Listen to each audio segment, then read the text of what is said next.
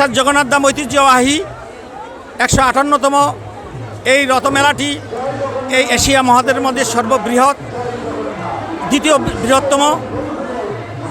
এই উপলক্ষে প্রশাসন বিস্তর বিশিষ্ট নিরাপত্তা গ্রহণ করেছে। আমাদের স্থানীয় যে নিরাপত্তা কর্মী আছে এবং আমাদের স্বেচ্ছাসেবক আছে, তারা কাজ করতেছেন। আমরা চাই এই রথমেলার মাধ্যমে যে ধর্ম বর্ণ নির্বিশেষে সম্প্রীতি বজায় রাখার জন্য আমরা চাচ্ছি এবং এই মর্মে সকলে কাজ করছে, আমাদেরকে সহযোগিতা করছে। সকল ভক্তদেরকে পানি সরবরাহ করার জন্য আমাদের কিছু ভক্তরা আছে, তাদেরকে আমরা পানি সরবরাহ করে দিচ্ছি। যেহেতু আমাদের এখানে প্রতি বছর নেয় রথযাত্রা অনুষ্ঠান উপলক্ষে আমাদের ক্যাম্প থেকে জাগ হিন্দু পরিষদের পক্ষ থেকে আমরা ভক্তদেরকে সকলভাবে যত সুবিধা দেওয়া দরকার তা আমরা প্রদান করে থাকি এখানে। জয় জগন্নাথ। 158তম রথযাত্রায় আপনাদের সবাইকে রথযাত্রার শুভেচ্ছা। এই জগন্নাথ মন্দিরটা প্রতিষ্ঠিত হয়েছে 1275 বাংলায়। গঙ্গা গোবিন্দ সেনগুপ্ত এটার প্রতিষ্ঠাতা। উনি স্বপ্নাদেশে এই জগন্নাথকে পেয়েছেন, তার নির্দেশনায় এই জগন্নাথ মন্দির প্রতিষ্ঠিত হয়েছে। তারপর থেকেই এইখানে রথযাত্রা উদযাপন হচ্ছে। যতই দিন যাচ্ছে ততই ভক্তজন বাড়ছে, ভক্তের আনাগোনা বাড়ছে, ভক্তরা এখানে এসে জগন্নাথকে প্রণাম করতে পারছে। জয় জগন্নাথ। আজ থেকে 158 বছর আগে হিন্দু জমিদার গঙ্গা গোবিন্দ সেন ভারতের তৎকালীন ত্রিপুরা রাজ্যে সাসার এই জগন্নাথ ধাম উদ্বোধন করেন। সেই থেকে অদ্যাবধি এখন জগন্নাথ মন্দিরে রথ উৎসব হয়ে আসছে। এখানে নিত্য পূজা হয়, প্রতিদিন পূজা হয় এবং প্রতি বছর রথ উৎসব অনুষ্ঠিত হয়। এখানে লক্ষ লক্ষ ভক্ত শুভাগমন ঘটে। আমাদের এই পর্যন্ত এই রথযাত্রায় এখনও পর্যন্ত আমরা খুব সুন্দরভাবে রথযাত্রা পালন করছি।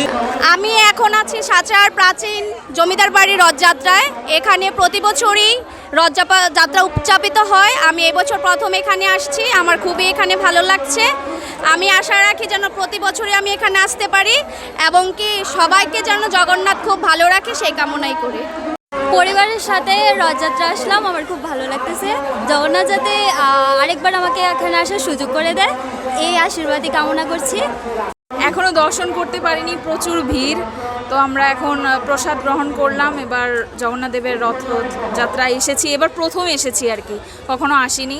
তো খুবই ভালো লাগছে, জগন্নাথ দেবের দর্শন করতে পারবো, রথ টানতে পারবো। এটা আমাদের কাছে অনেক পুণ্য অর্জন যেটাকে বলে।